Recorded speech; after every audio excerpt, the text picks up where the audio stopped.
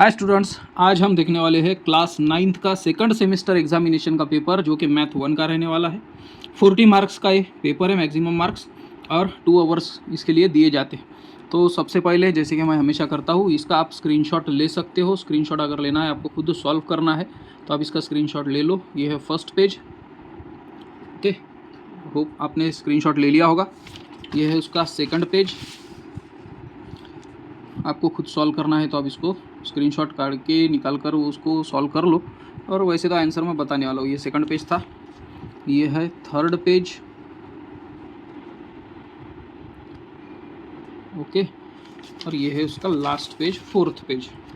तो ऐसा ये पूरा 40 मार्क्स का पेपर है ऑप्शन के साथ, यानी ठीक। चलो हम स्टार्ट करेंगे फर्स्ट क्वेश्चन से। फर्स्ट क्वेश्चन, फर्स्ट ए है, चूज द करेक्ट अल्टरनेटिव, और इसका ही फर्स्ट क्वेश्चन है। A person has earn his income during the financial year 2017-18, then his assessment year is. एक पर्सन की इनकम 2017-18 इस फाइनेंशियल ईयर में consider करना है, 2017-18। तो असेसमेंट ईयर कौन सा होगा? असेसमेंट ईयर मीन्स जो फाइनेंशियल ईयर है उसके बाद का ईयर, ठीक है। तो 17-18 का होगा 18-19, उसमें ये 18 भी आएगा, ठीक है। 17-18 का मतलब क्या है? 1 अप्रैल 2017 से लेकर 31 मार्च 2018 तक। तो अब अपने को क्या चाहिए? 1 अप्रैल 2018 से लेकर 31 मार्च 2019।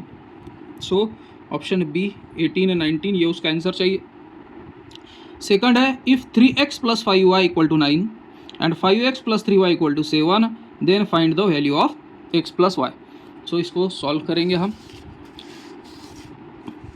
सो सबसे पहले उन्होंने बोला है, इसको पेपर को ऐसे रखता हूँ, आपको दिखेगा। सबसे पहले बोला है 3x + 5y = 9 और 5x + 3y = 7। ये दोनों के हम प्लस करेंगे। 5x + 3x 8x + 5y + 3y 8y = 9 + 7 16, ठीक है। ये इनको सबको 8 से डिवाइड करेंगे हम, divide by 8। So 8x / 8 + 8y / 8 = 16 / 8। तीनों भी टर्म को हमने क्या किया है? 8 से डिवाइड कर रहे हैं हम। सो 8 1 जार 8 यानी x + 8 1 जार 8 यानी कि y = 8 1 जार 8 8 2 जार 16। सो x + y = 2। ये हमको आंसर मिलता है। इसको मैंने प्रॉपरली ऐसे सॉल्व नहीं किया क्योंकि ये 1 लाइनर क्वेश्चन है। सो ऑप्शन ए 2 ये उसका आंसर होना चाहिए। उसके बाद है, ages of Jatin, Nitin and Mohsin are 16, 24 and 36 years respectively. Jatin, Nitin और मोहसिन, इनकी एज देकर है। जतीन की 16, नितिन की 24 और मोहसिन की 36। What is the ratio of Nitin's age to Mohsin's age? Nitin के एज का और मोहसिन के एज का रेशो क्या होगा? सो जतीन की एज है 16, नितिन की एज है 24 और मोहसिन की एज है 36। अब उन्होंने क्या पूछा? Nitin Mohsin. So Nitin = Mohsin, = means divided by. So Nitin की एज कितनी है? 24 = मोहसिन कितना है? 36। शायद 6 से डिवाइड होता है ये। 6 4 जार 24, 6 6 जार 36। ओके, फिर 4/6 आंसर आया हमारा। 4/6 तो ऑप्शन में नहीं दिख रहा है, सो इसलिए और रिड्यूस होगा ये। सो और 2 के टेबल में है शायद, डिवाइडेड बाय 2 / 2। 2 2 जार 4, 2 3 जार 6। सो 2/3 ये हमारा आंसर आया है फाइनल। सो 2:3 यहाँ पर दिख रहा है ऑप्शन बी। सो ये ऑप्शन बी हमारा आंसर होना चाहिए। उसके बाद हमें फोर्थ और लास्ट क्वेश्चन है, क्वेश्चन 1 का। What is the upper class limit for class 25-35? ये 25:35 ये जो क्लास है 25-35, उसमें 25 ये लोअर क्लास लिमिट है और 35 ये अपर क्लास लिमिट है। सो इसका आंसर तो ऐसे सॉल्व करने की ज़रूरत नहीं है, डायरेक्ट 35 ये सीधा सीधा आंसर हमको मिल जाता है। तो देखो, ये था फर्स्ट क्वेश्चन। आपको समझ में आ ही रहा होगा। कमेंट में आप मुझे बताना कि आपको समझ में आया या नहीं, कहाँ पे मैं रॉन्ग होता वो बता सकते हैं आप। कौन सा टॉपिक नहीं समझा, कौन सा क्वेश्चन नहीं समझा, वो बता सकते हो। और अगर मेरी पढ़ाई की जो वीडियोज़ है अगर आपको पसंद आते हैं तो लाइक शेयर सब्सक्राइब जरूर करें। अपने फ्रेंड्स लोगों में भी इसको शेयर करें ताकि उनको भी हेल्प हो जाए स्टडी में। उसके बाद क्वेश्चन 1 में ही बी ऑप्शन आता है। 4 क्वेश्चन है, 4 मार्क्स के, यानी 1 मार्क ईच। फर्स्ट क्वेश्चन है, फाइंड द मोड ऑफ, और ये नंबर्स दिए गए। सबसे पहली बात तो आपको ये पता होना चाहिए कि मोड मतलब मैक्सिमम टाइम्स जो नंबर आता है उसको मोड कहते हैं। बस यहाँ पे ही उसका क्वेश्चन का आंसर खत्म हो जाता है, ठीक है।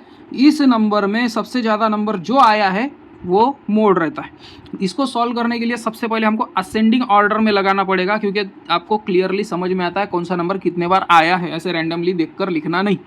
ओके, सो सबसे पहले हम असेंडिंग ऑर्डर में लगाते हैं, असेंडिंग ऑर्डर। सो असेंडिंग ऑर्डर में मेरे हिसाब से तो 15 15 15 है, 3 बार 15 15 15, ये 15 15 15। उसके बाद 19 19 है, 2 टाइम्स 19 19।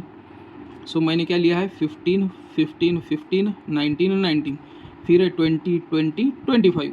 सो 20 20 25 1। अब मैं देखो चेक भी कर लेता हूँ, 1 2 3 4 5 6 7 8, 8 नंबर्स है क्या, 1 2 3 4 5 6 7 8, यानी कि मैं राइट हूँ।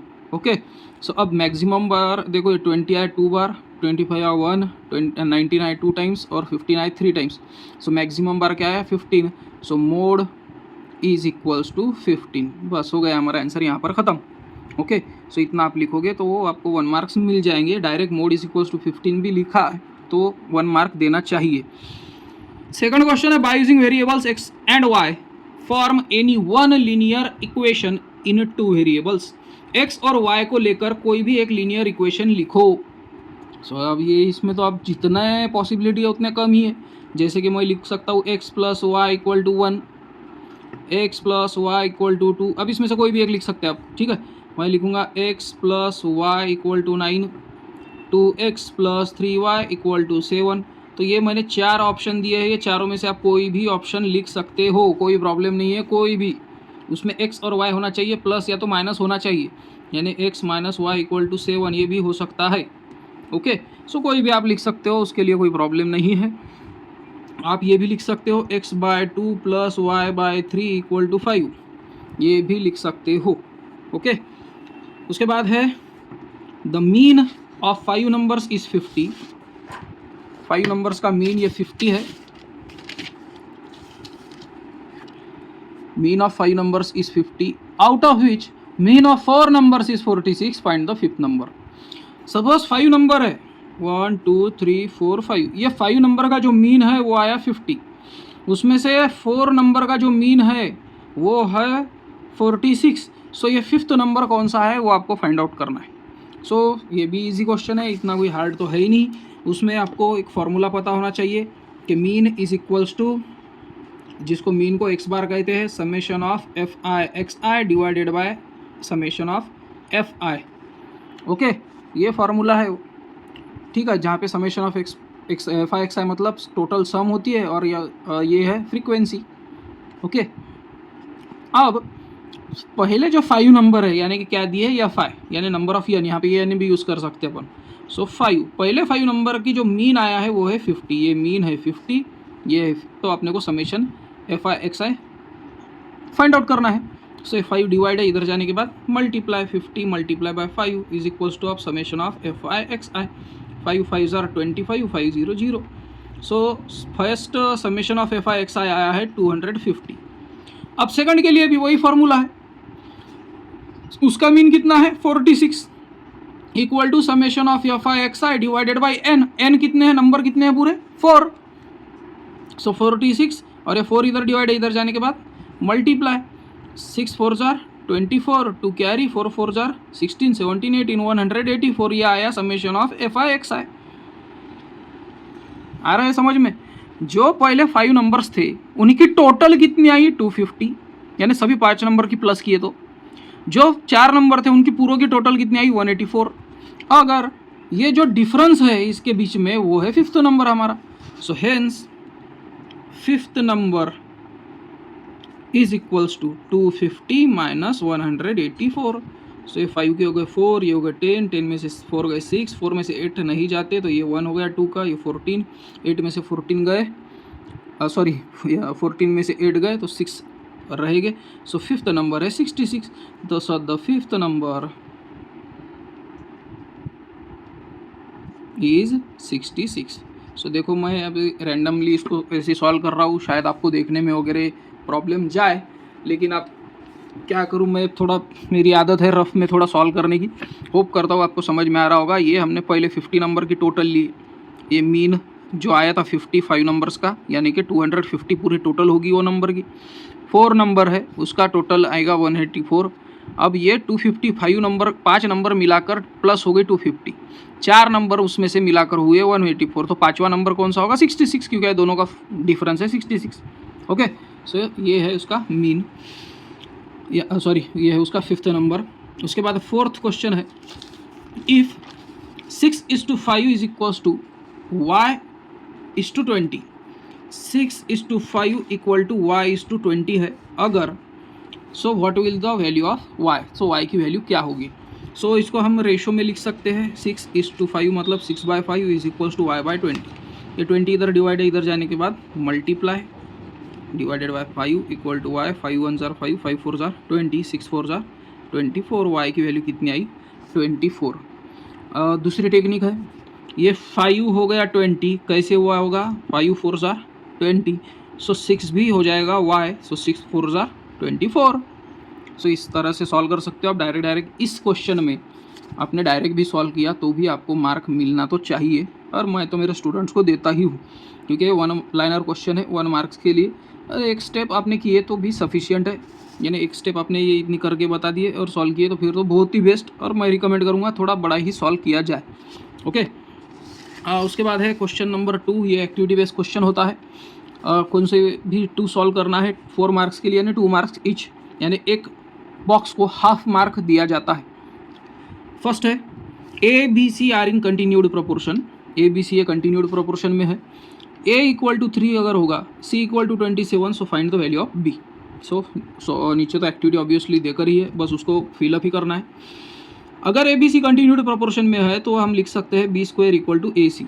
Okay, so b square equal to a की वैल्यू यहाँ पर शायद आएगी, है ना, सो ए की वैल्यू कितनी है 3, सी की वैल्यू यहाँ पर आएगी, सी की वैल्यू है 27, 7 3 जार 21, 2 कैरी 3 2 जार 6 7 8, बी स्क्वायर आया 81, तो बी कितना आएगा 81 का square root 9, taking square root both side. अभी हम बोथ साइड स्क्वायर रूट ले रहे हैं, सो 9 आएगा। सो 3 27 81 और 9 ये उसके आंसर से, हाफ मार्क ईच, ऐसे करके 2 मार्क्स का एक क्वेश्चन था। उसके बाद उसमें ही क्वेश्चन 2A में सेकंड क्वेश्चन है कि check and decide whether the individuals have to pay income tax, so complete the table. So table को कंप्लीट करना है, इसके लिए मैं तो टेक्स्ट बुक की हेल्प ले रहा हूँ। सो इसके अंदर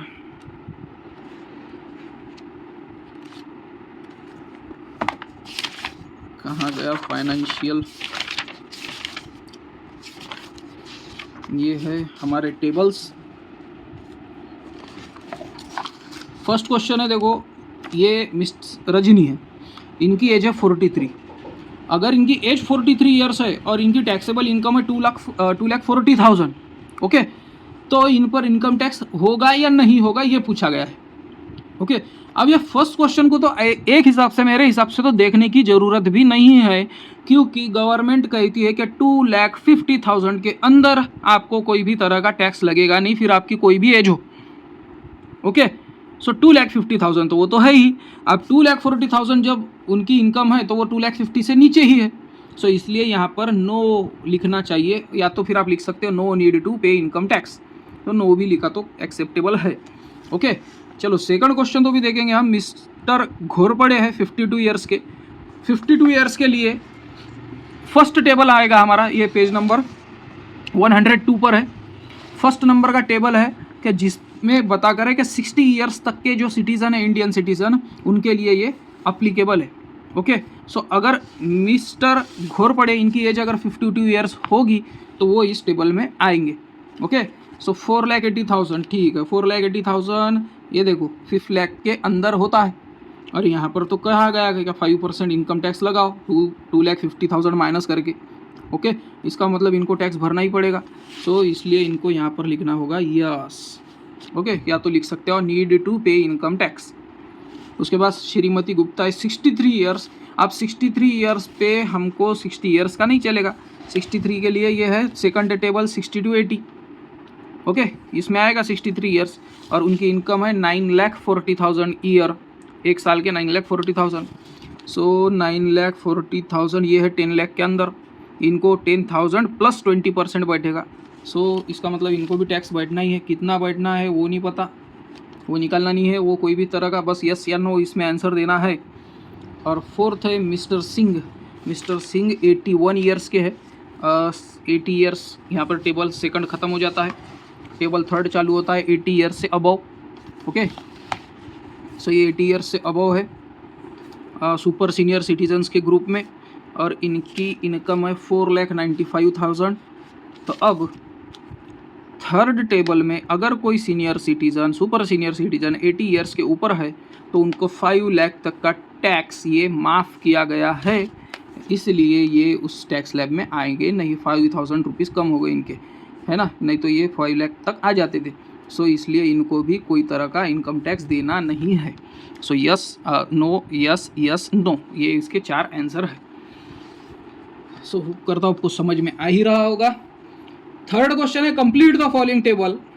इसका भी कोई ज़्यादा तो हार्ड है ही नहीं, कंप्लीट करना है हमको टेबल को, जिसमें देकर है क्लासेस, टैली मार्क्स और फ्रीक्वेंसी। ओके, तो चलो इसको स्टार्ट कर देते हैं। 12 to 13 में क्लासेस है 1 2 3 4, और ये है 5 की एक horizontal line, sorry slash line के जैसी, और ये एक बॉक्स ही 5 का होता है, इसलिए इस जगह पर आएगा 5। यहाँ पर है 5 10 और 4, 5 5 10, 10 + 4 14। यहाँ पर तो कुछ देकर नहीं है, इसलिए इसको तो छोड़ देंगे हम। अभी नीचे का 4th नंबर का स्लैब लेंगे हम, 15 16 वाला क्लास 4 है, सो यहाँ पर दे देंगे हम 4। अब ये जो सेंट्रल है, जो थर्ड क्लास है 14 15 वाला, इसके लिए हमको क्या करना पड़ेगा, ये सबकी समेशन ऑफ एफ यानी कि एन आया है 35 टोटल नंबर स्टूडेंट। सो ये तीनों को अगर मैं प्लस करता हूँ, और ये तीनों को प्लस करने के बाद ये 35 से अगर मैं माइनस करता हूँ, तो मुझे यहाँ पर आंसर मिल जाएगा, क्योंकि बचा हुआ नंबर वही होगा। सो 5 + 4 9 + 4 13, 1 कैरी, 1 + 1 2 23। 35 इसमें से मैं अगर 35 - 23 अगर यहाँ पर करता हूँ, 5 में से 3 गए 2, 3 में से 2 गए 1, तो आया आंसर 12। इसका मतलब यहाँ पर कितने चाहिए थे, 12, और उस हिसाब से मुझे यहाँ पर टैली मार्क्स देना पड़ेगा। 1 2 3 4 5 6 7 8 9 10 11 12। सो ये है उसका प्रॉपर आंसर। ये भी 2 मार्क्स के लिए था, 1 2 और पीछे के पेज वाला एक 3 में से कोई भी 2 क्वेश्चन आप सॉल्व करना है, और वो सॉल्व कर दिया आपने अगर, तो आपको 2 मार्क्स के हिसाब से 4 मार्क्स मिलेंगे। इसके बाद ही क्वेश्चन सेकंड का बी है, attempt any 4 of the following question. Totally 5 question है, इसमें से कोई भी 4 क्वेश्चन आपको सॉल्व करना है। ये भी 2 मार्क्स के क्वेश्चन है। क्वेश्चन नंबर 2 ये 2 मार्क्स के लिए था है, और क्वेश्चन 1 जो था वो 1 मार्क्स ईच के लिए था।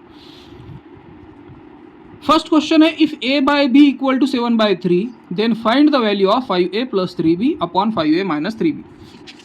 सो ये भी ज़्यादा तो कोई प्रॉब्लमेटिक है नहीं, 2 मार्क्स के हिसाब से उन्होंने छोटा सा एकदम क्वेश्चन दिया है।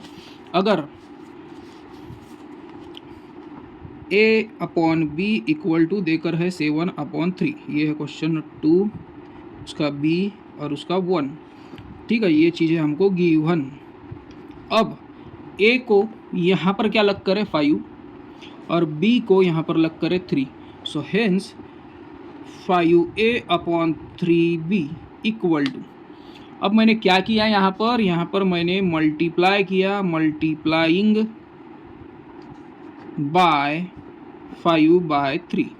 5/3 से क्यों मल्टीप्लाई किया मैंने, क्योंकि a को 5 लग कर है, हमारे पास a को नहीं लग कर है ना 5, सो 5 से मल्टीप्लाई किया a को। b को 3 लगा हुआ है यहाँ पर, सो b को 3 से मल्टीप्लाई कर दिया मैंने। अब इसको मल्टीप्लाई किया a/b को 5a/3 भी बना दिया मैंने, तो इसको भी तो करना ही पड़ेगा ना भाई मल्टीप्लाई, उसको क्यों छोड़ेंगे हम, उसने थोड़ी गलती किया। अपने को इक्वेशन को कैसे रखना है, बैलेंस, तो इधर भी आपने मल्टीप्लाई डिवाइड किया, तो इधर भी आपको मल्टीप्लाई डिवाइड करना ही पड़ेगा, और सेम नंबर से ही करना पड़ेगा, तभी बैलेंस रहेगा। आपने एक चॉकलेट खाई, आपके फ्रेंड ने एक चॉकलेट खाई, मामला बैलेंस। अगर आपने 2 चॉकलेट खाए और उसने 1 ही चॉकलेट खाया, तो बैलेंस होगा क्या, उसको भी 1 चॉकलेट देना ही पड़ेगा, है ना, तभी तो मामला लेवल होगा, बैलेंस होगा ना। तो इसको अगर आपने 5 से मल्टीप्लाई किया, तो इस 7 को भी क्या करना पड़ेगा, 5 से मल्टीप्लाई। b को अगर आपने 3 से मल्टीप्लाई किया, तो ये 3 को भी क्या करना पड़ेगा, 3 से मल्टीप्लाई। ओके, सो तब जाकर 5a/3b ये क्या बन जाएगा, 7 5 = 35, 3 3 जार 9। ओके, अब क्वेश्चन में क्या देकर है, 5a plus 3b, 5a minus 3b। Plus minus कब होता है, कंपोनेंडो डिवाइडेंडो से। So hence by componendo dividendo, componendo dividendo क्या कहता है, 5a plus 3b upon 5a minus 3b equal to, इसका भी वैसे ही 35 plus 9 upon 35 minus 9। So hence 5a plus 3b upon 5a minus 3b, ये क्या बन जाएगा, 35 प्लस 9 44, 35 माइनस 9 26, हाँ 26। अब इसको और थोड़ा सॉल्व होगा, so divide by 2, divide by 2, 44 को 2 से डिवाइड किया 22 और ये आएगा 13। सो 22/13 ये हमारा फाइनल आंसर होगा। सो एक बार देख लो आप, ये है क्वेश्चन सॉल्व किया हुआ। अब ये थोड़े बड़े बड़े क्वेश्चन आएंगे यहाँ से, तो इसलिए सॉल्व करने के बाद आपको बताऊंगा। भी बीच में हाथ वगैरह आया तो उसके लिए सॉरी, क्योंकि वीडियो बनाते टाइम अब बहुत से मेरे जो कमेंट में कहते हैं कि हाथ हटाओ ये, तो वो पढ़ाते पढ़ाते तो आप बीच में आ ही जाता है, उसके लिए सॉरी, लेकिन मैं कोशिश करूँगा। सो आपको ये समझ में आया होगा, कंपोनेंडो डिवाइडेंडो ये ट्रिक का इस्तेमाल किया हमने, और तब जाकर वो सीधा सीधा आंसर मिल जाता है। सेकंड क्वेश्चन है क्वाड्रिलेटरल ABCD पैरेललोग्राम। ओके, तो अब इसका एक छोटी सी डायग्राम के साथ भी समझा देता हूँ मैं। ये है पैरेललोग्राम, यानी बहुत हद तक रेक्टेंगल के जैसा दिखता है ये, लेकिन इसके साइड्स थोड़े से ट्विस्ट किए गए हैं। ऐसे ऐसा है रेक्टेंगल, तो इसको ऐसा कर दिया गया है ऐसा, तो ये हो गया पैरेललोग्राम। तो ये है suppose ABCD। Okay, anti clockwise या तो क्लॉकवाइज आपको लिखना पड़ता है। A और B इसका रेशो, A और B इसका जो रेशो है वो है 5:4, यानी 5 हिस्से A के तो 4 हिस्से B के पार्ट्स। तो एंगल B को फाइंड आउट करना है। सो सपोज ये जो रेशो है 5:4, सपोज इनको कॉमन मल्टीपल अगर मैं x लगा दूँ, सो A ये एंगल हो जाएगा 5x डिग्री का और B हो जाएगा 4x डिग्री का, और ये दोनों एडजेसेंट एंगल है, दोनों की प्लस कितनी होती है 180 डिग्री। बस आंसर आ जाएगा हमको। So let x be their common multiple, so hence angle A कितना हो जाएगा 5x डिग्री, एंगल B कितना हो जाएगा 4x डिग्री का। ओके, अब angle A plus angle B is equals to 180 degree. इसका रीज़न क्या लिखूंगा मैं, adjacent angles of parallelogram are supplementary.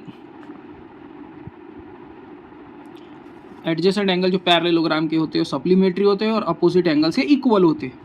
So angle A कितना है 5x प्लस एंगल B कितना है 4x इज इक्वल्स टू 180।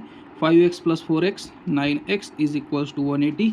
9 इधर मल्टीप्लाई, इधर जाने के बाद डिवाइड, सो 9 2 जार 18, 9 0 0। x कितना आया 20। अब उन्होंने क्या पूछा गया है, एंगल B का मेजरमेंट। सो एंगल B कितना है 4x, so hence angle B equal to 4x equal to 4 multiply by 20, यानी कि 80 डिग्री। एंगल B आया 80 डिग्रीज का। ओके, सो होप करता हूँ आपको ये समझ में आया होगा। ये है उसका पूरा एक स्क्रीन के अंदर आंसर, आप इसका स्क्रीनशॉट ले सकते हो आपको समझने के लिए।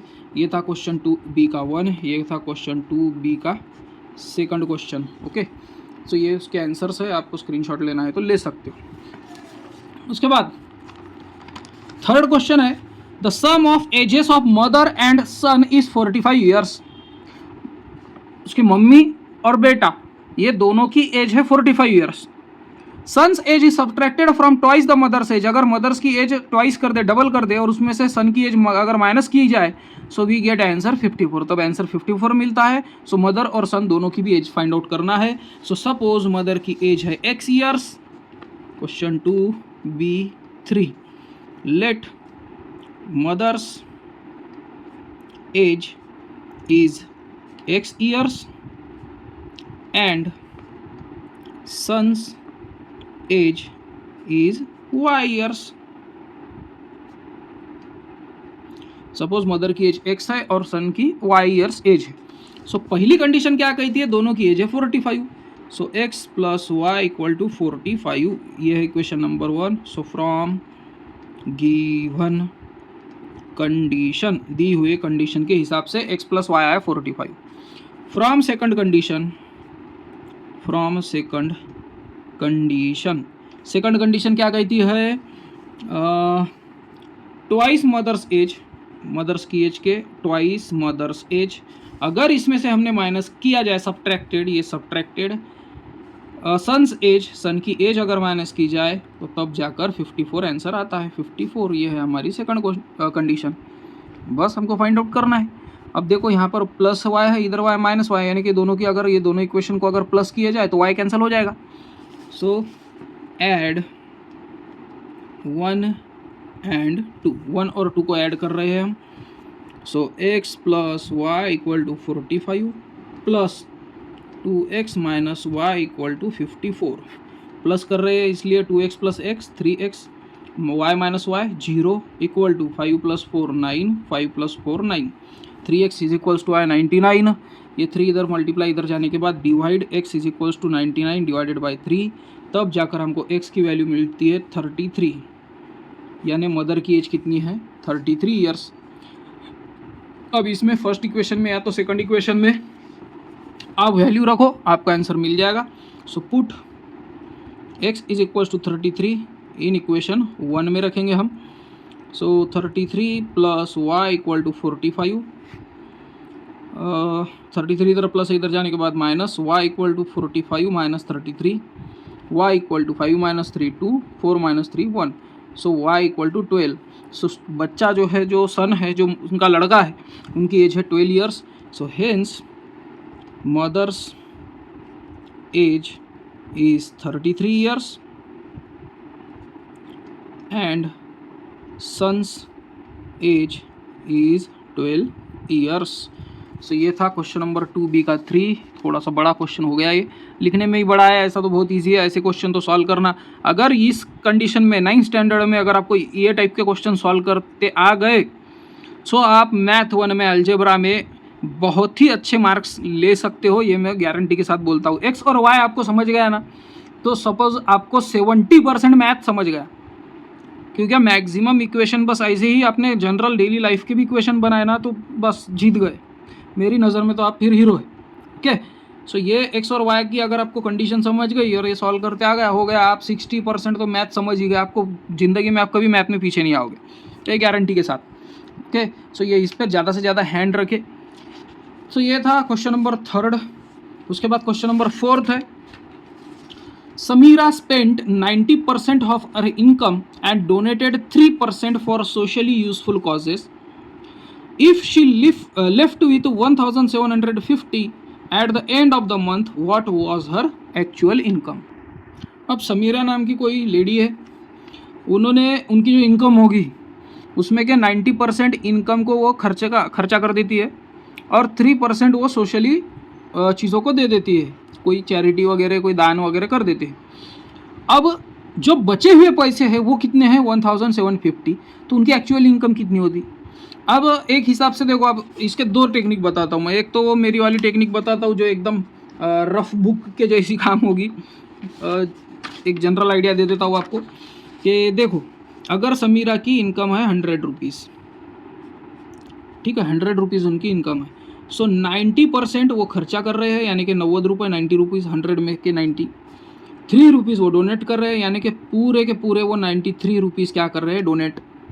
तो अब उनके पास बच रहे कितने रुपीज़, उनकी इनकम है 100 रुपये पूरे और 93 रुपीज़ खर्चा किए, तो बच रहे कितने रुपये है, 7 रुपये बच रहे ना, 7 रुपीज़। ये 7 रुपीज़ कितने देकर है, ये जो 7 रुपीज़ है वो देकर है 1750।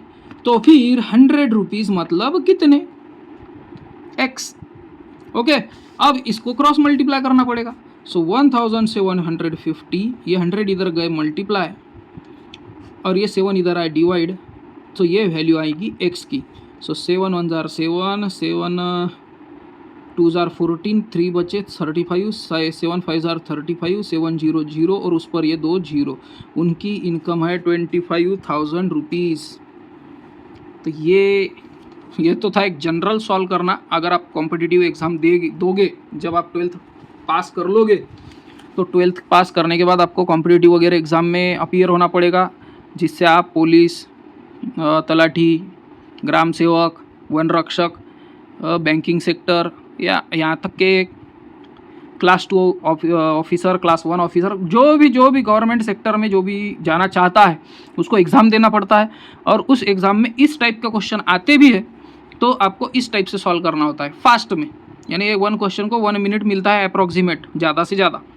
सो इसलिए ये 1 मिनट वाला सॉल्यूशन था। अपन थोड़ा अपने 9th स्टैंडर्ड के हिसाब से थोड़ा सा इसको लेंथी बनाकर एक प्रॉपरली आपको समझना चाहिए, इस टेक्निक से सॉल्व करके देखते हैं अब। और सॉल्व करना भी वही है, ज़्यादा कुछ है ही नहीं। सो सपोज समीरा की इनकम है X रुपीज़, क्वेश्चन 2B, इसका हम 4th क्वेश्चन देख रहे हैं। So let Sameera's income is ₹X। अब सपोज उनकी इनकम कितनी है X रुपीज़ की। अब इसमें से उन्होंने जो खर्चा किया है, सो शी स्पेंड या स्पेंड का पास्ट टेंस। सो उन्होंने खर्चा कितना किया है, 90 पहले खर्चा किया है और 3% उसमें खर्चा किया है। वो क्या है तो socially causes. So 93% of income, उन्होंने 93% खर्चा किया है, यानी कि हेंस 93 उनके इनकम का परसेंट, ये है उनका खर्चा।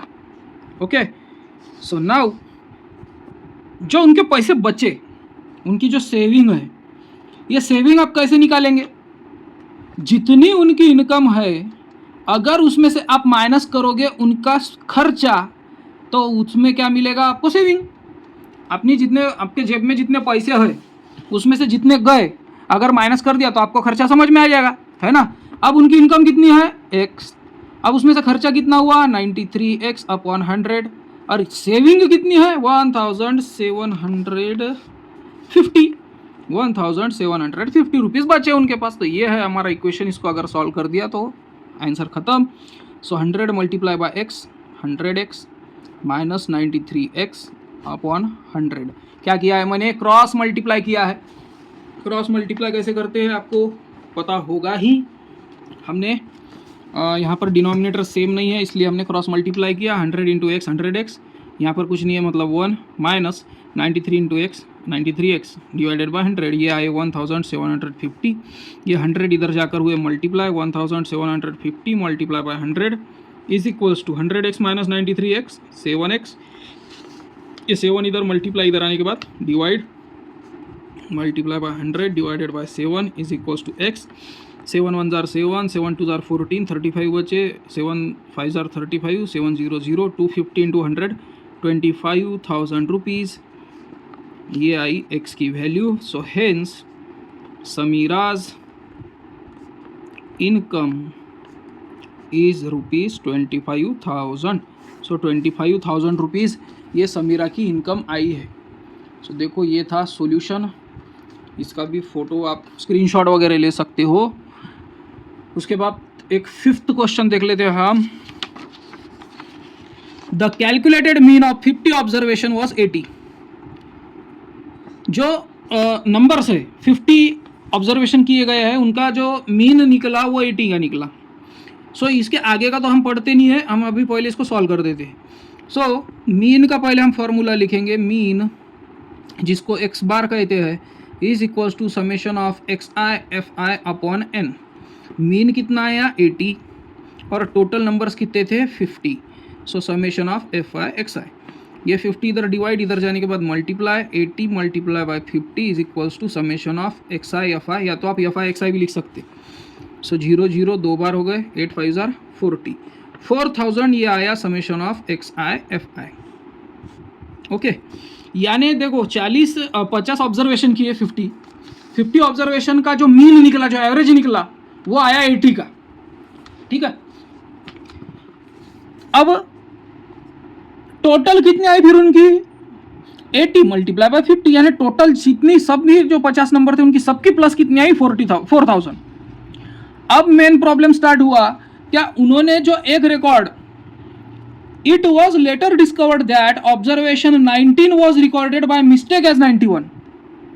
अब वो कोई तो भी घर पर गए होंगे या कोई तो भी बच्चों के मार्क्स वगैरह देख रहे होंगे, तो एक जन ने बोला होगा कितने मार्क्स पड़े, उसने कहा होगा 19। अब इसने स्टूडेंट ने गड़बड़ में 19 के जगह पर क्या लिख लिया 91, तो अब सब गड़बड़ा गया ना। सो इसलिए अगर वो 91 को अगर आप करेक्ट करके 19 लिखते हैं तो अब मीन कितना होगा, ये है वो क्वेश्चन। ओके, वो बहुत इजी क्वेश्चन है। अब ये तो हमने निकाल लिया 4000। अब करेक्शन देखेंगे। करेक्शन क्या था, उन्होंने लिखा था 91 लेकिन उन्होंने लिख दिया 19, तो कितने का डिफरेंस आया। सो 91 माइनस 19, ये हो गए 8, ये हो गए 11, ये हो गए 2 और ये हो गए 7। कितने का फर्क आया, 72 का। और अब हमको ये 4000 में से 72 माइनस करना पड़ेगा ना, ये इतना ज़्यादा का लिख लिया ना हमने। सो इसलिए hence summation of x i f i is equals to 4000 minus 72। So ये हो गए 3, ये हो गए 10, ये हो गए 9, ये हो गए 10, ये हो गए 9 और ये हो गए 10।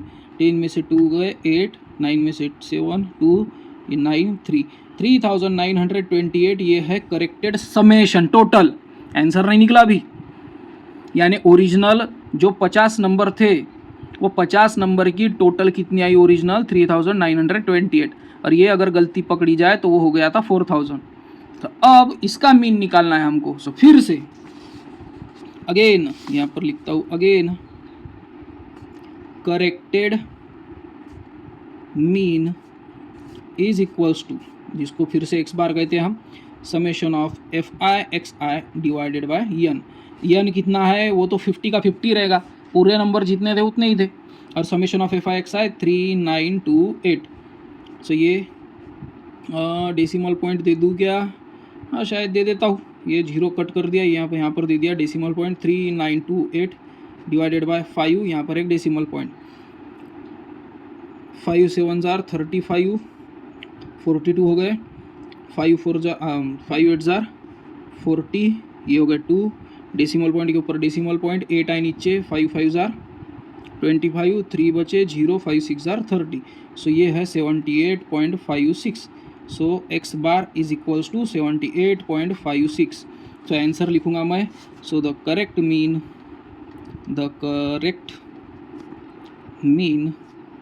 इज 78.56। सो ये था क्वेश्चन नंबर 2B, इसका 5th क्वेश्चन। इसका भी आप स्क्रीनशॉट ले लो। ओके, होप करता हूँ आपको ये समझ में आ ही गया होगा। उसके बाद देखते हैं हम next question. Question 3rd A है, कंप्लीट द फॉलोइंग एक्टिविटीज़। सो ये भी एक्टिविटी बेस्ड क्वेश्चन है, इसमें भी 2 क्वेश्चन है, उसमें से कोई भी एक सॉल्व करना है अपने को। फर्स्ट क्वेश्चन है, divide a rope of length 560 centimetre into 2 parts such that twice the length of smaller part is equals to 1/3 of larger part. तो एक रोप है जो टोटल 560 पार्ट की है, 560 सेंटीमीटर, इसके 2 टुकड़े करना है, जिसमें फर्स्ट जो टुकड़ा है वो 1/3 होना चाहिए लार्जर का। सो इसके ऑलरेडी सॉल्यूशन दिया हुआ है, बस उसको हमको फिलअप करना है प्रॉपर जगह पे, प्रॉपर वैल्यूज़। जैसे कि from first condition x plus y equal to, suppose larger part को x और स्मॉलर पार्ट को y सेंटीमीटर दिया है। So x plus y equal to पूरी रोप कितनी है 560 centimetre. So x plus y is equals to 560। Okay, उसके बाद सेकंड कंडीशन क्या बनती है कि जो स्मॉलर पार्ट है उसका अगर ट्वाइस कर दिया जाए तो लार्जर पार्ट का 1/3 होगा। सो x/3 इक्वल टू 2y। सो ये 3 को इधर गया, ये गया मल्टीप्लाई में। So x is equals to 3 2 जार 6y होगा, फिर ये 6y इधर आया, minus x minus 6y equal to 0। ये होगी हमारी सेकंड कंडीशन। अगर इक्वेशन 1 को 6 से मल्टीप्लाई कर दिया जाए तो 6x plus 6y equal to, ये 6 को इससे मल्टीप्लाई करना है, 6 0 0, 6 6 जार 36, 3 कैरी, 6 5 जार 30 प्लस 3 33, 3360। और यहाँ पर देखो देकर भी है, और यहाँ पर x minus 6y equal to 0 यहाँ पर भी देकर है। ओके, सो इनको ऐड किया है सो 6x plus x 7x plus 6y minus 6y cancel, और ये एडिशन कर रहे हैं इसलिए यहाँ पर plus 3360 plus 0 3360 divided by 7। So hence x की वैल्यू क्या मिल सकती है हमको, 7 4 जार 28, ये 5 बचे 56, 7 8 जार 56 7 0 0। सो x की वैल्यू आई 480, और इसलिए जो लार्जर पार्ट है उसकी वैल्यू है 480 सेंटीमीटर। सो इस टाइप से इस क्वेश्चन को सॉल्व करना था। होप करता हूँ आपको समझ में आ ही गया होगा। सेकंड क्वेश्चन है complete the following cumulative frequency table. Cumulative frequency table को सॉल्व करना है हमको। क्लास देकर है 1000 to 5000, 5000 to 10000 ऐसे क्लासेस है। फ्रीक्वेंसी कितने इंडिविजुअल्स इतने इनकम कमाते हैं वो नंबर देकर है। तो इसकी सबसे पहले यहाँ पर टोटल कर देते हैं। सो 7 + 5 12, 12 + 5 17, 17 + 5 22, 22, 2 है 2 कैरी 2 3 4, ये है 42 आए। अब ये है more than type. More than type में हम क्या करते हैं, जो फाइनल नंबर है टोटल यन है जो फ्रीक्वेंसी की समेशन है उसको हम सबसे पहले लिख देते हैं। और अब ये 42 जो आया है इसमें से ये नंबर माइनस होते चलेंगे। सो 42 - 5 = 37, यस 37। फिर ये 37 इधर आया, 37 माइनस ये 7, सो ये 30, फिर ये 30 माइनस ये 15, ये बचे 15, फिर 15 माइनस ये वाले 10, सो 15 - 10 कितने आते हैं, यहाँ पर जो नंबर है वही आना चाहिए। 15 - 10 5। सो ये टेबल को अगर आप फिलअप किए तो ये भी सॉल्व करने की ज़रूरत नहीं, दोनों भी इजी ही थे। एक्टिविटी बेस्ड क्वेश्चन ये तो आपको पासिंग इजीली दिला सकते हैं, बस थोड़ा सा ऊपर थोड़ा सा नीचे ये ध्यान रखना है तो आपको अपने आप आंसर इसका दिखेगा ही दिखेगा। ठीक है। उसके बाद क्वेश्चन 3 का बी है अटेम्प्ट एनी टू, कोई भी 2 सब क्वेश्चन सॉल्व करना है, और टोटल क्वेश्चन 4 है। 4 में के कोई भी 2 क्वेश्चन सॉल्व करना है जो कि 3 मार्क्स ईच रहेंगे। क्वेश्चन 3 मार्क्स के लिए। जैसे कि फर्स्ट क्वेश्चन है, if a + b + c in another bracket a - b + c is equals to a² + b² + c² अगर होगा so show that a b c are in continued proportion. तो इसको हम सॉल्व करेंगे। उसके लिए जो सबसे पहले देकर है वो हम लिख लेंगे। सो ये लिख लेता हूँ मैं। फर्स्ट क्वेश्चन 3, उसका बी, उसका फर्स्ट। सो वो है a + b + c in another bracket a - b + c = a² + b² + c²। इतनी तो वैल्यूज़ हमको देकर ही, ठीक है। उसमें से हम एक काम करते हैं, ये a + c और a + c इसको थोड़ा सा पहले लिख लेते हैं। a + c + b, इसको एक ब्रैकेट दे दिया मैंने, ये बड़ा ब्रैकेट, ये बड़ा ब्रैकेट, फिर से a + c - b, ये भी वैसे ही a² + b² + c², ये जैसे कि वैसे। अब मैंने किया क्या, यहाँ पर साइन चेंज थी, यहाँ पर +b और यहाँ पर -b था, इसलिए मैंने ये जो प्लस वाले हैं ये थोड़े कॉमन है ना, a + c लगता है ज़रा सा, तो ये इसको एक अलग ब्रैकेट दे दिया और इसको एक अलग ब्रैकेट दे दिया। अगर आप देखेंगे इसको मैं एक ही टर्म कंसीडर करूँ, इसको अगर मैं x कंसीडर करूँ और इसको मैं y कंसीडर करूँ तो ये है x + y, ये है x - y, जिसका एक्सपेंशन फार्मूला 8 स्टैंडर्ड लेसन था, उसका जब एक्सपेंशन देखे तो वो आएगा x² - y²। सो ये पूरों को मैं क्या कंसिडर करता हूँ, a, और इसको पूरे को b कंसिडर करता हूँ। तो ये a + b, a - b, तो a² + b²। So a² means a + c² - b² means, तो यहाँ पर b को ही b समझा है अपन ने, b²। सो ये = a² + b² + c²। इसका मैं रीज़न लिखता हूँ because a + b a - b = a² - b²। ठीक है, यहाँ तक आपको समझ गया होगा। एक्सपेंशन फार्मूला का मैंने यूज़ किया यहाँ पर।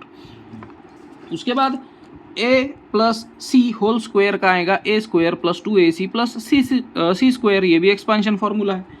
सो hence a square plus 2ac plus c square ये minus b square equal to a square plus b square plus c square. फिर से because a plus b whole square इसका एक्सपांशन है a square plus 2ab plus b square है ना। उसके साथ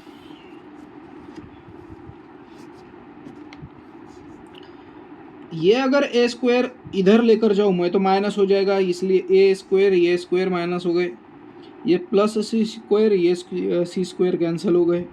ठीक है, क्या बचा यहाँ पर 2ac इज इक्वल्स टू ये माइनस बी स्क्वायर उधर गया तो प्लस बी स्क्वायर, सो ये b square plus b square, so 2ac is equals to 2b square, फिर से 2 कैंसिल हो गए, so b square equal to ac। ये अगर प्रूफ होता है तब हम लिख सकते हैं a B C are in continued proportion.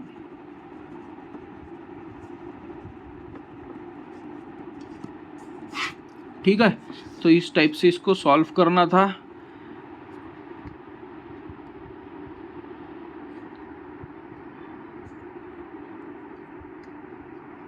Okay, आपको क्लियर दिख रहा होगा। ये कभी कभी ये मोबाइल मेरा एक्सपोजर छोड़ देता है तो वो कभी कभी ब्लर हो जाती है इमेज।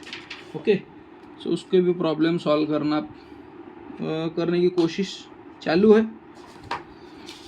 इसके बाद क्वेश्चन 3b का ही सेकंड है, Kailash used to spend 85% of his income. अब जो कैलाश है उसको आदत थी कि 85% उसके इनकम की वो स्पेंड करे। When his income increased by 36%, जब उसकी इनकम 36% बढ़ गई, his expenses also increase by 40%, तो उसका खर्चा भी 40% से बढ़ गया। ऑफ हिज अर्लियर एक्सपेंसेस, उसका ओरिजिनल जो एक्सपेंसेस था पहले जो 85 उसमें और 40% का क्या हो गया, इंक्रीज हो गया। How much percentage of his earning is save now, अभी के पीरियड में उसकी अर्निंग यानी कि क्या बोलेंगे हम, कमाई, इनकम, तो उसकी अभी इनकम कितनी बचती है, यानी एक हिसाब से वो क्या पूछ रहे हैं, सेविंग्स हमको पूछ रहे हैं। तो इसको हम पहले समझते हैं कि उनका बोलना क्या है। जैसे कि हमने इसके पहले ही एक क्वेश्चन सॉल्व किया था, जैसे समीरा स्पेंड 90% इनकम। सो अभी भी हम वैसे ही करेंगे। हम सपोज एक व्यू देखेंगे कि सपोज कैलाश की इनकम कितनी है, x रुपीज़ की है। सो लेट क्वेश्चन 3b का second, so let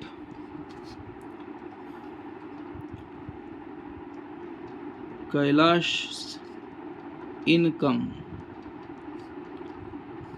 is rupees x. Suppose उसकी जो कैलाश है उसकी ये जो इनकम है मंथली इनकम सब यानी ईयरली इनकम वो सपोज x रुपीज़ है। अब उसमें के वो क्या करता है, 85% इनकम वो क्या कर रहा है, वो स्पेंड कर रहा है। सो ही स्पेंड 85% ऑफ इनकम।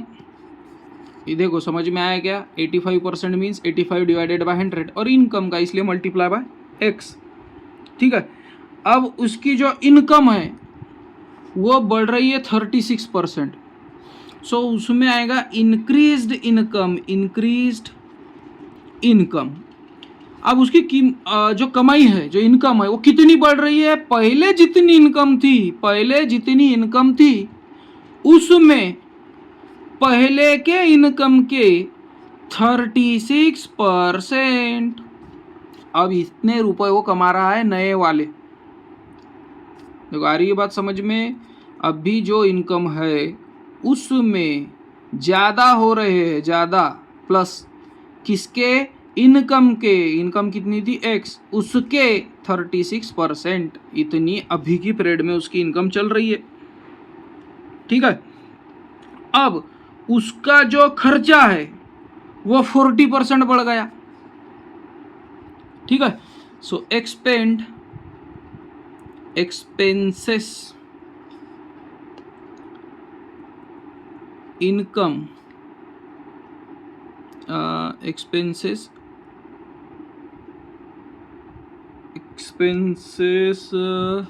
इसमें ब्रैकेट में लिखता हूँ न्यू एक्सपेंसेस। नए एक्सपेंसेस कैसे है, पहले की जो इनकम के पहले का जो खर्चा था, एक्सपेंसेस जो पहले के थे, यानी पहले क्या था 85/100x, ये थी जो पहले का खर्चा था, उसमें यही 85/100x का 40% बढ़ गया है ना भैया, ये 40%, तो ये पहले के इनकम के 40% अब बढ़ गए। देखो आ रही है ना मजा, समझ में आ रही है ना, बाद में अपन 100 में समझने की कोशिश करेंगे, ठीक है। तो पहले के इनकम के भी बढ़ गए। उसके बाद जैसे हमने क्या था वो समीरा, जैसे हमने समीरा के केस में देखा, वैसे इसके भी केस में देखेंगे हम कि सेविंग्स कितनी होगी। फिर savings is equals to earning minus expenses. तो अब उसकी सेविंग कितनी हो रही है कि ये जो इनकम है x + 36x/100, इसमें से माइनस होगा उसका खर्चा, ये है उसका खर्चा। सो ये है 85x/100 प्लस 85 × 40/100 × 100x, ये हम माइनस करेंगे तब हमको आंसर मिलेगा। ओके, इसके बाद यार ये एक्सपोजर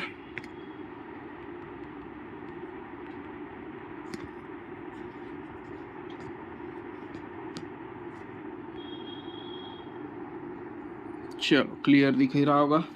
तो इसको हम थोड़ा सॉल्व करेंगे। 100 × x 100x plus 36x 136x divided by 100 minus यहाँ पर लेंगे हम 85x/100 plus 0, 5 4s are 20 to carry, 8 4s are 32, 33, 34/1, 2, 3, 4x। फिर से इसको सॉल्व करेंगे। 136x/100 minus 85x/100 plus 34x/100। Decimal point same है, डिनोमिनेटर सेम है, इसलिए डिनोमिनेटर कॉमन रहेगा और ये सबकी प्लस होगी। 5 + 4 9, 8 + 3 11 x। सो ये आया 136 माइनस 119, ये हो गया 2, ये हो गया 16, 9 9 and 7 16, 2 में से 1 गए 1। सो ये आया 17x/100। ये है उसकी अभी की सेविंग्स। इतने पैसे वो क्या कर रहे हैं, बचा रहे हैं। ओके, उसके बाद अब ये जो सेविंग बचा रहे हैं, ये किस पर बचा रहे हैं,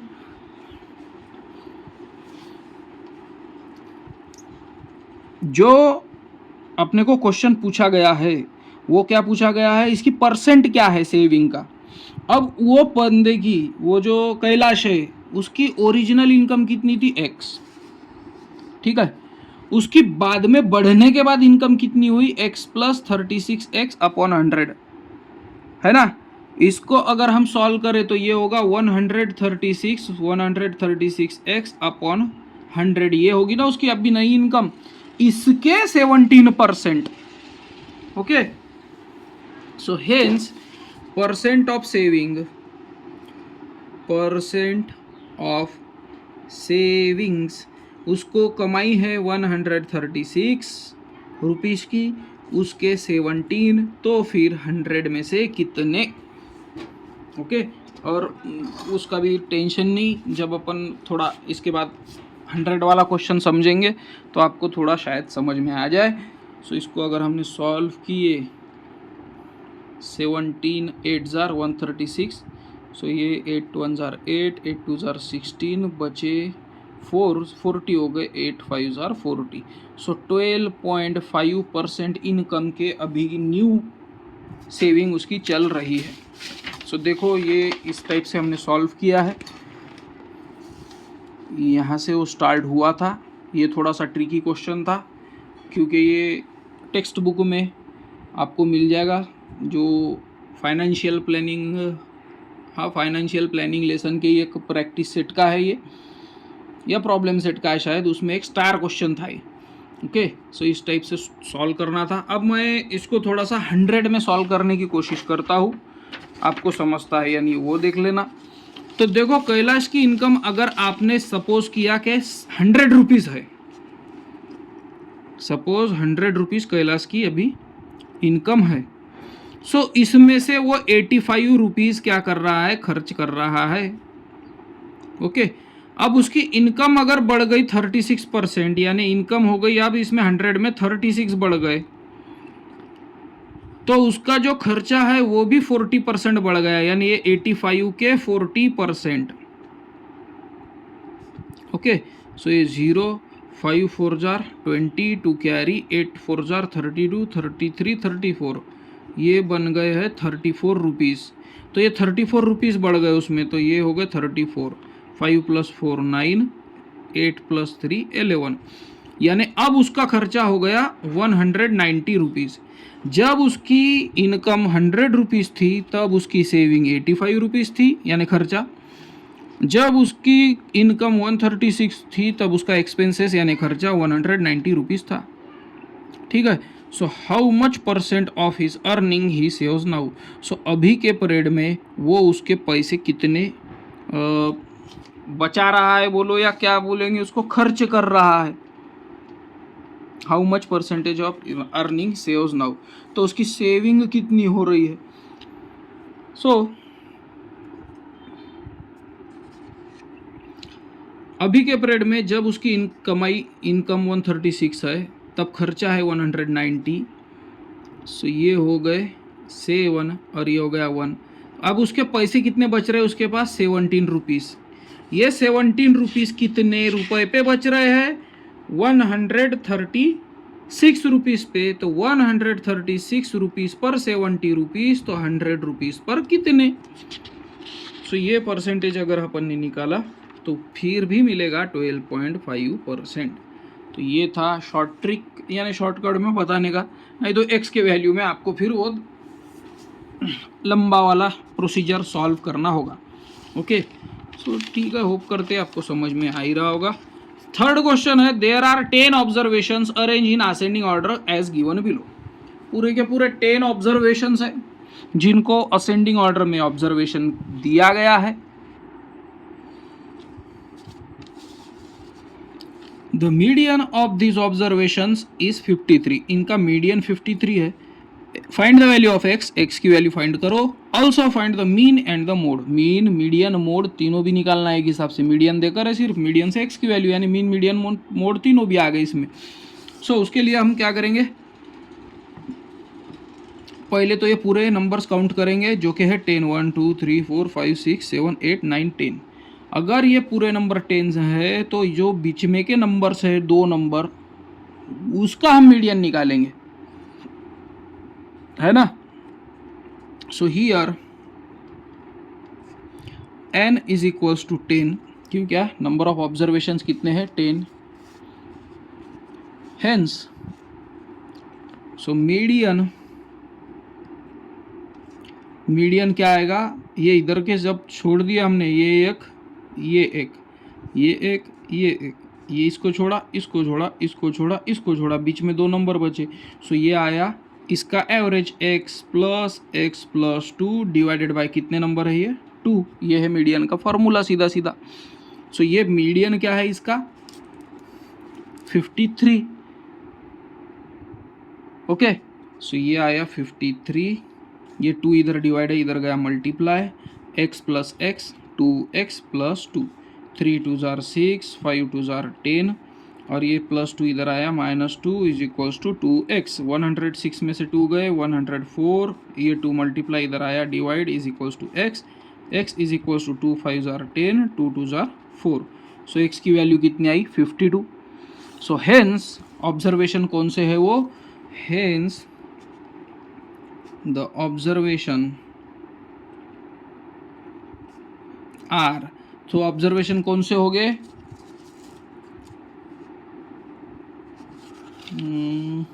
ऐसे रखता हूँ, ठीक है।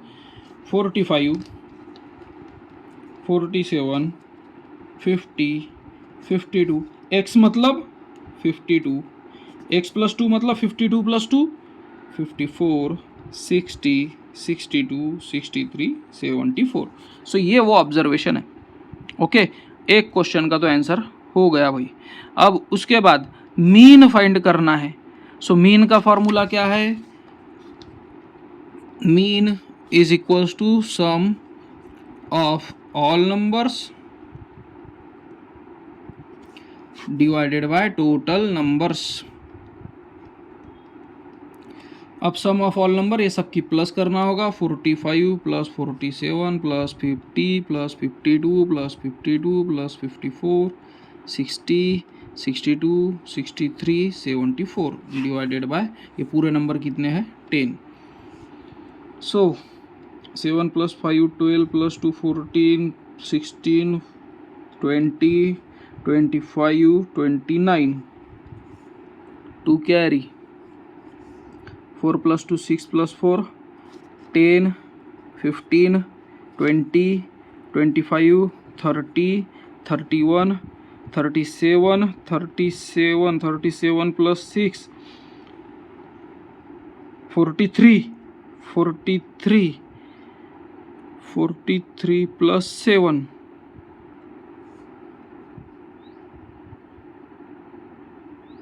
43 + 7 50। तो एक बार और फिर से कंफर्म कर लेता हूँ मैं, क्योंकि ये अगर एक कैलकुलेशन रॉन्ग आया कि फिर हमारा सभी रॉन्ग हो जाएगा। 4 + 3 7 8 9 4 9 + 4 13 15 17 17 + 10 27 28 29, ये आया कैरी 2। 4 4 8 + 2 10 15 20 25 30, ये हो गए 30। फिर ये 60 60 60 यानी 6 6 6 7 6 6 6 7 55 आता है इसका आंसर। सो ये है 55 डिवाइडेड बाय 10। सो ये आया 55.9। सो ये है मीन, क्योंकि डिवाइड किया हमने 10 से। सो ये 55.9 ये मी आया मीन, वो आया। एक्स की वैल्यू भी आ गई। अब थर्ड क्वेश्चन है कि इसका मोड फाइंड आउट करो। तो मोड तो बहुत इजी है। सो फॉर मोड यहाँ पर लिखता हूँ मैं, ये है अपना start. Arrange in ascending order. Ascending order में हमको अरेंज करना है। सो सबसे छोटा नंबर 45 ही है, फिर है 47। अरे ये ऑलरेडी असेंडिंग ऑर्डर में ही है यार। 50 52 52 54 60 62 63 74। सो इसमें सबसे ज़्यादा नंबर देखो, ये एक बार 1, ये है 2 टाइम्स, ये 1 टाइम्स 1 1 1 1, एक ही नंबर ज़्यादा बार आया। So mode is equals to 52। So ये क्वेश्चन था। ये आप बड़े बड़े क्वेश्चन चालू हो चुके हैं मेरे भाई, ऐसी बात है वो। इसके बाद फोर्थ और लास्ट क्वेश्चन है जो हमारा क्वेश्चन 3B का है। Solve the following simultaneous equations. ये साइमल्टेनियस इक्वेशंस को हमको सॉल्व करना है। ये बात तो ये बहुत बढ़िया है, ये क्वेश्चन मुझे बहुत पसंद आते हैं एक्स वाई वाले। सो इक्वेशन लिख देते हैं हम। x/3 + 5y = 13, और यहाँ पर है 2x + y/2 = 19। इसको हम सीधा सीधा 3 से मल्टीप्लाई करते हैं, तब हमको थोड़ा ईजी जाएगा। So multiply by 3। सो इसको 3 से मल्टीप्लाई किए तो x बचा, 5 3 जार 15y, 13 3 जार 39, यहाँ पे इक्वल टू चाहिए था। इसको देंगे हम इक्वेशन नंबर 1। इसको हम क्या करेंगे फिर 2 से मल्टीप्लाई, क्योंकि ये 2 गायब करना है हमको। So multiply by 2। So 2 2 jar 4x plus 2 cancel हो चुके हैं, y इक्वल टू 19 2 जार 38। इसको नंबर देंगे 1। y को 15 बनाना है या x को 4 बनाना है। इसको फर्स्ट इक्वेशन को हम 4 से मल्टीप्लाई करते हैं तब x कैंसिल हो जाएगा। So multiply equation 1 by 4। So 4 into x 4x plus 15 4 जार 60, y इक्वल टू 9 4 जार 36, 3 कैरी 4 3 जार 12, 13 14 15 156, या इक्वेशन नंबर 3। अब ये देखो यहाँ पर 4x है, यहाँ पर 4x है।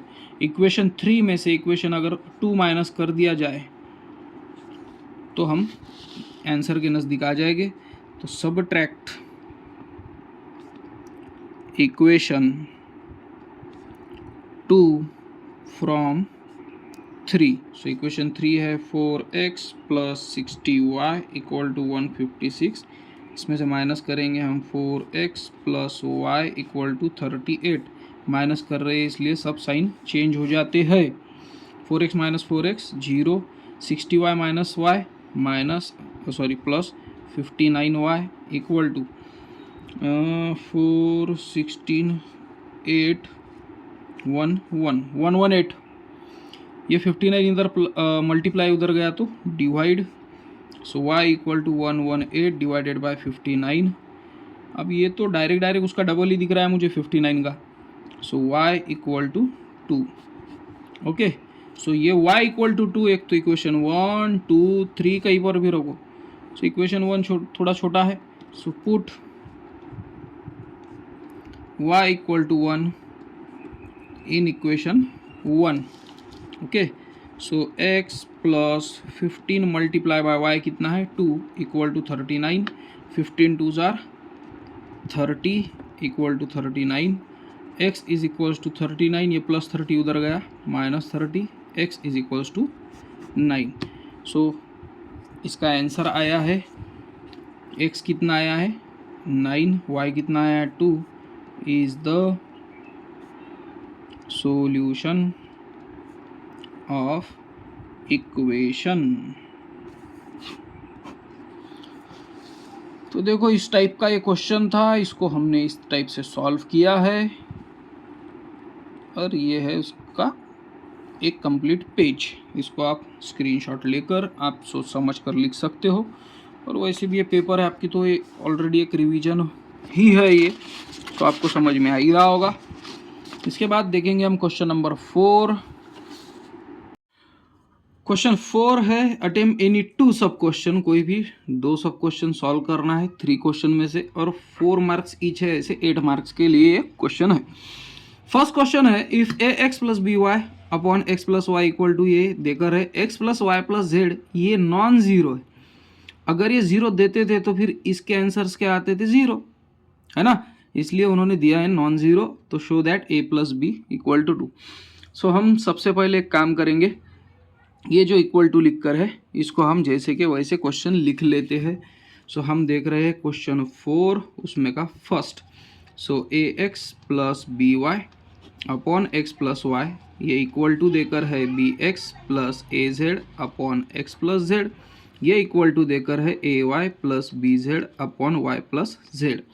और बाय इक्वल रेशो थ्योरम, या तो बोलो theorem on equal ratios, each ratio is equals to, अगर हमने लिखे तो इसको प्लस माइनस हम कर सकते हैं।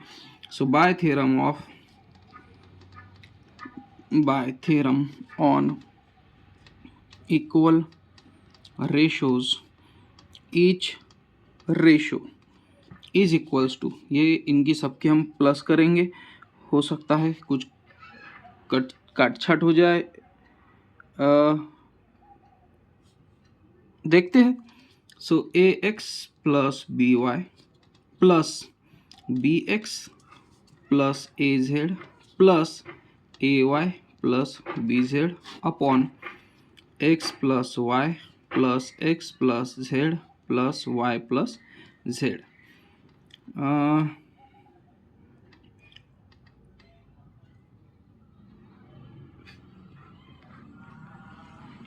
इसमें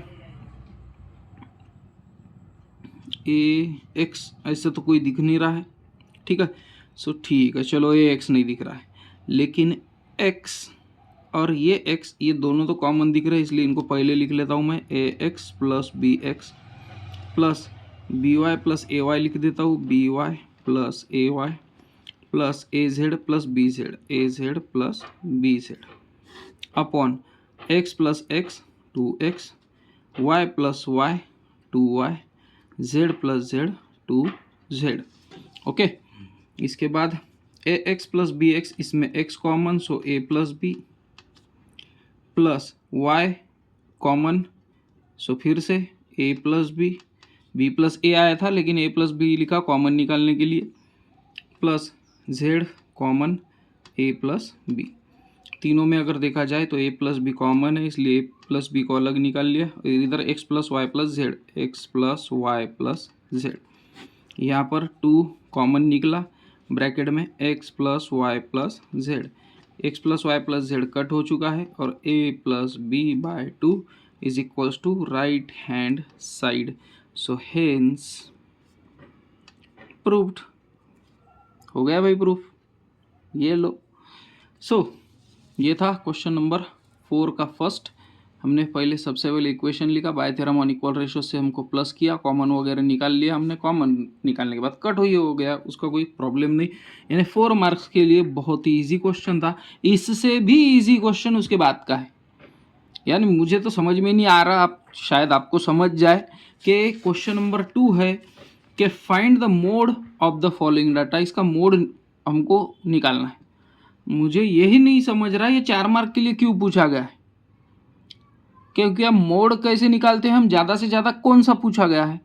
9 स्टूडेंट उनको 35 मार्क्स मिले, 7 स्टूडेंट को 36, 9 स्टूडेंट को 37, 4 स्टूडेंट को 38, 4 स्टूडेंट को 39, 2 स्टूडेंट को 40। सबसे ज़्यादा स्टूडेंट कौन से है? 9, 35 नहीं, तो आप बोलेंगे 40। ये है मार्क्स, यानी कि इसको क्या बोलेंगे हम? क्लास। ये है फ्रीक्वेंसी, कितने बार, क्लास क्या बताता है, क्या नंबर ऑफ स्टूडेंट, यानी कि एक फ्रीक्वेंसी बताती क्या है, कितने बार। मोड मतलब क्या है, कितने बार। सो कितने बार 30 यानी 35 मार्क्स मिले तो 9 बार, तो कितने बार ज़्यादा मिले, ये 9 टाइम्स। सो ये भी 9 टाइम्स, इसलिए इसके मोड क्या है, 35, 37 हो गया, आंसर खत्म। तो ये 4 मार्क के लिए क्यों पूछा, ये तो वही मुझे भी नहीं समझ में आ रहा क्या उन्होंने क्या सोचा हुआ है, और सॉल्यूशन तो ऐसा कोई इसका कोई नया है ही नहीं। So maximum frequency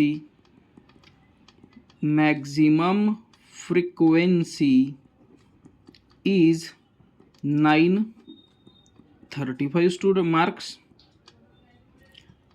9 37 marks, hence mode is 35 37। अब देखो मोड ये 9 नहीं है, मोड ये 9 किस में आया, 35 में, तो मोड ये है। आई बात समझ में?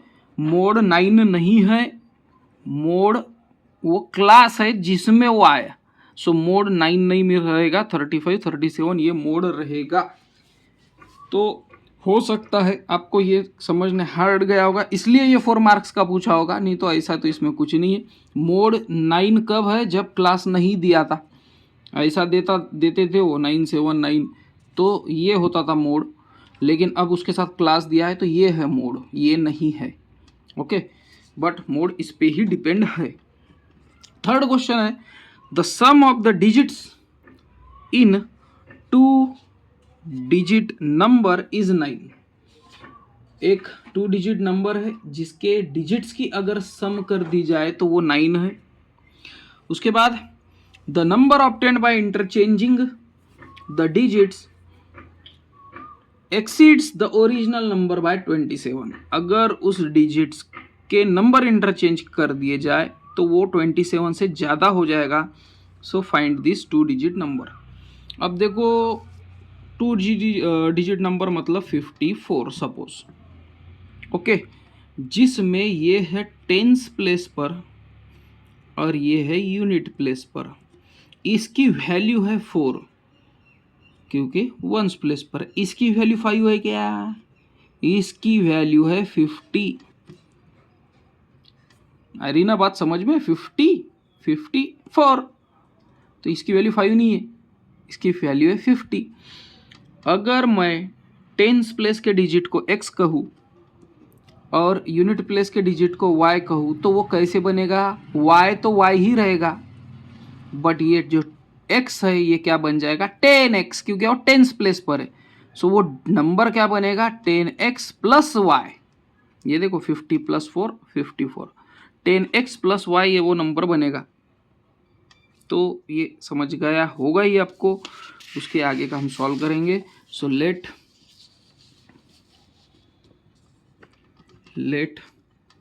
Digit at tens place is x and digit at unit place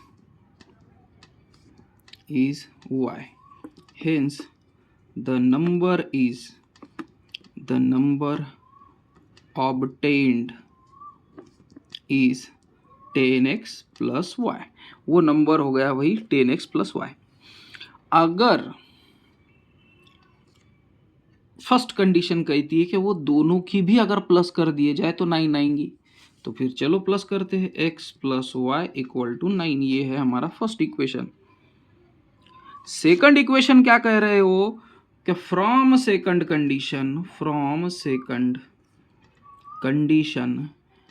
condition क्या कहती है आपको पता है क्या? अगर उसको इंटरचेंज कर दिया जाए। अब इंटरचेंज करना मतलब 10x प्लस वाई का क्या हो जाएगा? 54 का क्या हो जाएगा? 45। तो 10x प्लस वाई का क्या हो जाएगा? 10y plus x. So 10y plus x, ये जो नंबर है इसको अगर हमने चेंज कर दिया तो जो ओरिजिनल नंबर था 10x प्लस वाई, ये वो नंबर से कितना ज्यादा हो जाएगा? 27 ज्यादा हो जाएगा। ये 27 ज्यादा, ये है इक्वल। अगर वो डिजिट को इंटरचेंज कर दिया तो पहले के नंबर से 27 ज़्यादा हो जाएगा वो नंबर भाई। तो ये है सेकंड कंडीशन। इसको थोड़ा सा हम थोड़ा इजी बना लेते हैं। सो 10y प्लस एक्स, ये minus 10x minus y equal to 27। 10y minus y 9y minus 10x plus 10x minus 9y equal to 27।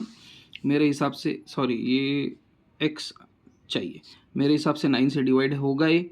So 9y divided by 9y minus 9x divided by 9, x is equal to 27 divided by 9, 9 3 जार 27। ये हो गई हमारी second equation. या तो इसको थोड़ा सा चेंज कर लेता हूँ मैं, इसको लिखता हूँ minus x plus y equal to 3। ये हो गया हमारा सेकंड इक्वेशन। इसको थोड़ा सा मैंने इंटरचेंज कर दिया क्योंकि अब मुझे सॉल्व करना इजी जाएगा।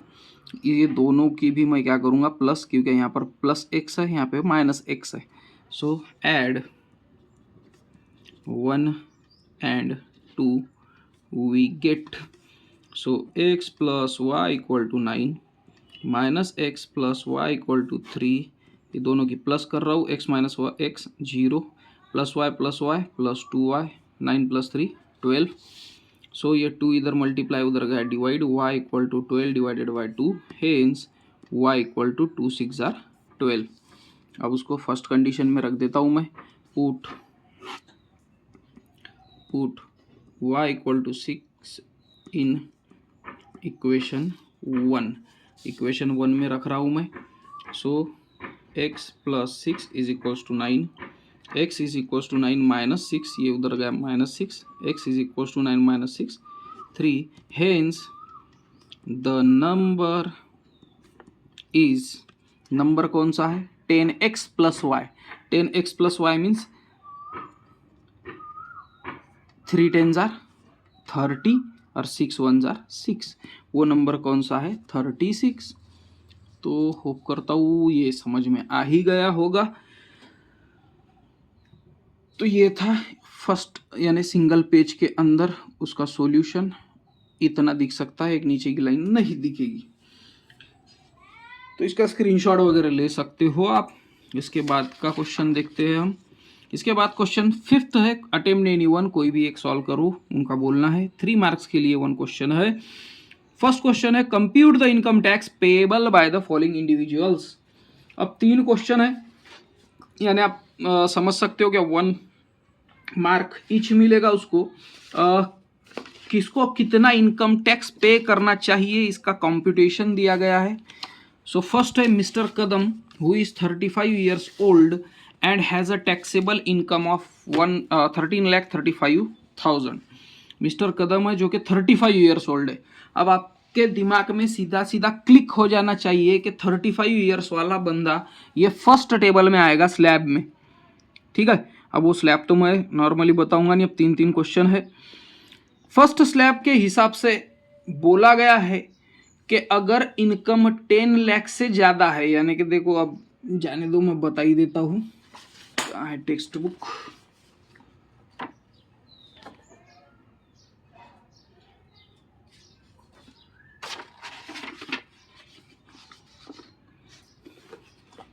चलो कहाँ है 35 years, तो ये आएगा, ये देखो ये फर्स्ट टेबल में 60 के अंदर 10 लाख से ज़्यादा है, ठीक है।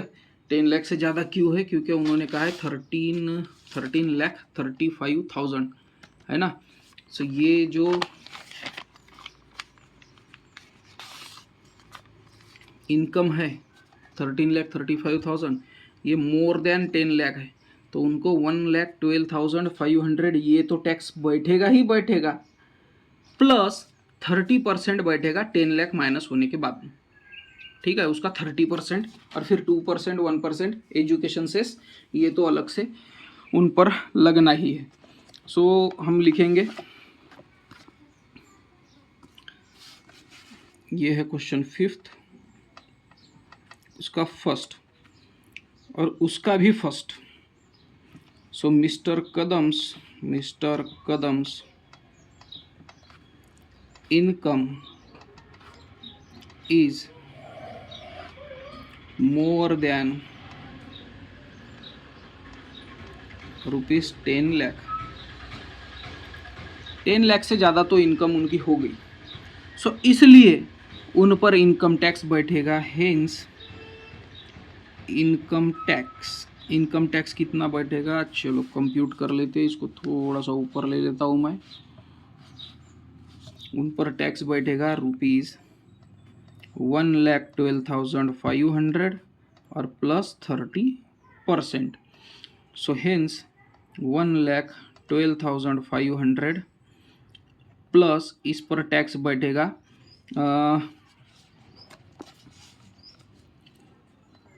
13,35,000, इसमें से माइनस करो 10 लाख और इसका 30% हमको लगना है, यानी मिस्टर कदम को, हमको नहीं लगेगा।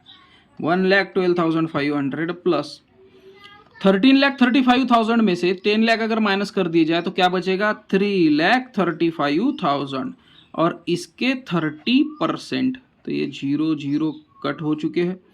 सो 1,12,500 plus 1 2 1 2 0 5 3s are 15 1 carry 3 3s are 9 plus 1 10 1 carry 3 3s are 9 plus 1 10 और 1,05,000 और टैक्स लगना है उनको, तब जाकर उनको लगेंगे 00 5 plus 5 10 1 carry 2 plus 1 3 1 plus 0 1 1 plus 1 2 2,13,000 इतना उन पर इनकम टैक्स बैठना है। ओके, अब ये तो टैक्स उन पर लग चुका है, आ रही है ना बात समझ में? ये टैक्स तो उनको लग गया, प्लस 2% एजुकेशन सेस और 2% secondary education cess. So hence इसको नंबर 1 दे देता हूँ मैं। सो 2% एडुकेशन, अब उसको एडुकेशन बोलते हैं शायद, एडुकेशन सेस जो कि है 2,13,000, इसका 2%, 0 कट हो चुके हैं, 2 0 0, 3 2 जार 6, 2 1 जार 2, 2 2 जार 4, 4,260 रुपीज़। फिर से 1%, अभी मैंने 1% कहा है, समझे ना। 1% एजुकेशन सेस 2,13,000, इसके 1% 0,000 जो क्या आएगा वही 2,130 रुपीज़। इसको देता हूँ मैं 3। सो हेंस टोटल इनकम टैक्स कितना बैठेगा, 2,13,000 प्लस 4,260 प्लस 2,130, ये तीनों भी 1 2 3 की प्लस, तो 0,93912, 2,19,390 रुपीज़ इतना मिस्टर कदम को टोटल इनकम टैक्स लगेगा।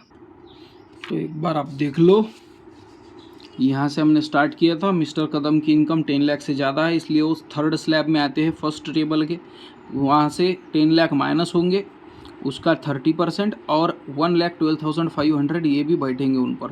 सो ऐसा कर 2,13,000 टैक्स बैठा उन पर। उसके बाद 2% education cess, 1% higher secondary education cess, ये तीनों की प्लस अगर की जाए तो वो आया 2,19,390 रुपीज़, इतना इनकम टैक्स उनको देना है। उसके बाद में सेकंड क्वेश्चन है, इसमें ही mister Khan who is 65 years age, 65 के लिए हमारे पास है टेबल नंबर 2, ये है एज 60 to 80, ये है सेकंड टेबल, ठीक है। तो इसको मैं थोड़ा सा स्लाइड अप कर देता हूँ। 4,50,000 है, 4,50,000 ये है फर्स्ट स्लैब में ही आएगा, है ना। सो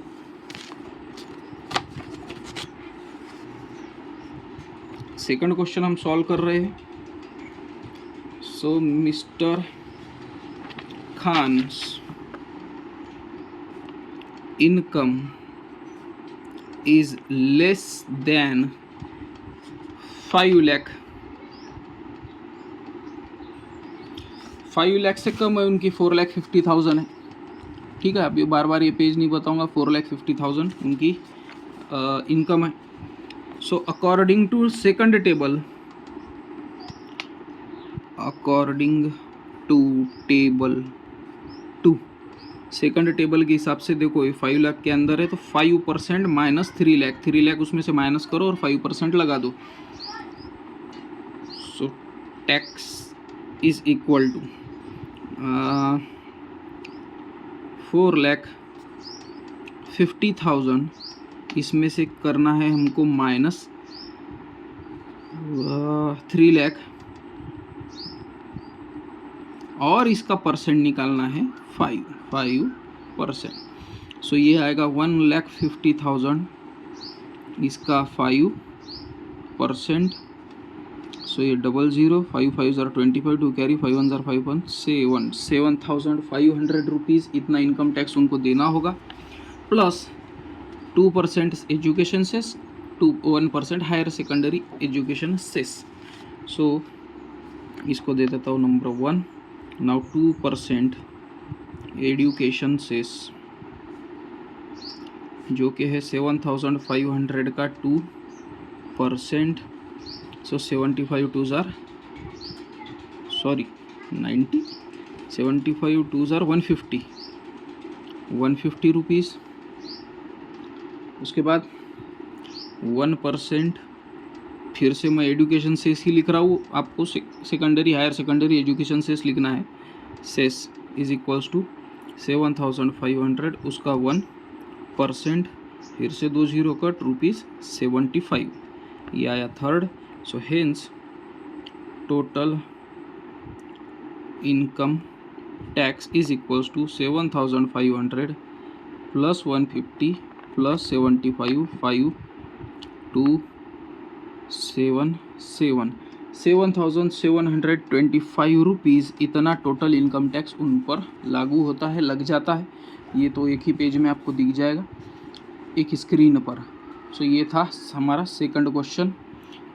उसके बाद है थर्ड क्वेश्चन। मिस वर्षा जो 26 ईयर्स की है, सो मिस वर्षा 26 ईयर्स की, चलो फिर से टेबल फर्स्ट पर चलो मेरे भाई। उनकी इनकम है 2,30,000। अरे इसमें तो कुछ गड़बड़ लगती है, क्योंकि 2,30,000 तो ये तो 2,50,000 से कम है। यहाँ पर उनको इनकम टैक्स नील है, सो उनको कोई भी तरह का इनकम टैक्स नहीं लगेगा। सो मिस वर्षा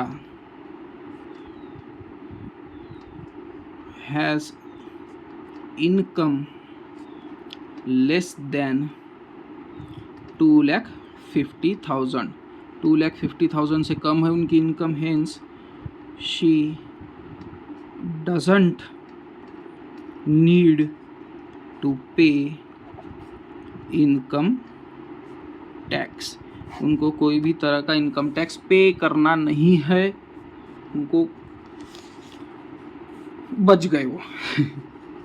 इसके बाद चलो लास्ट क्वेश्चन पर चलते हैं, क्वेश्चन नंबर 2 पर।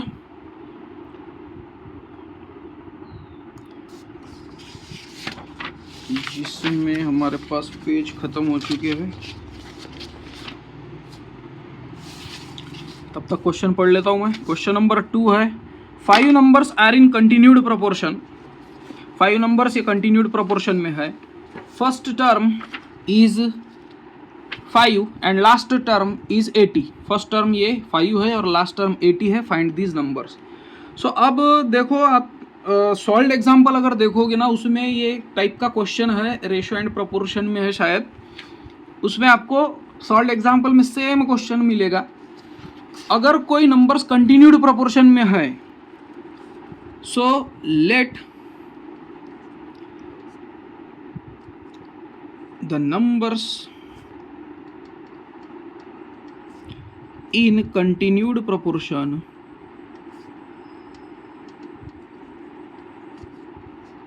आर। अगर कोई नंबर कंटिन्यूड प्रोपोर्शन में है तो वो रहते हैं ए के स्क्वायर, ए के क्यूब, ए के 4, ए के 5। नहीं, ए के स्क्वायर, ए के क्यूब, ए के टू द पावर 4, 1 2 3 4 5। इसके आगे वो पावर बढ़ता जाएगा के का। अब इसमें ए का मतलब है फर्स्ट टर्म, ठीक है, के मतलब है डिफरेंस, ओके, और ये है लास्ट टर्म। सो हियर ए मतलब जो फर्स्ट टर्म है वो क्या है 5, और फिफ्थ टर्म जो है ए के 4 वो देकर है 80। सो हेंस ए के 4 इज इक्वल्स टू 80। ए मतलब 5 के 4 इज इक्वल्स टू 80। ये 5 इधर मल्टीप्लाई, इधर गया divide. K 4 is equals to 80 divided by 5।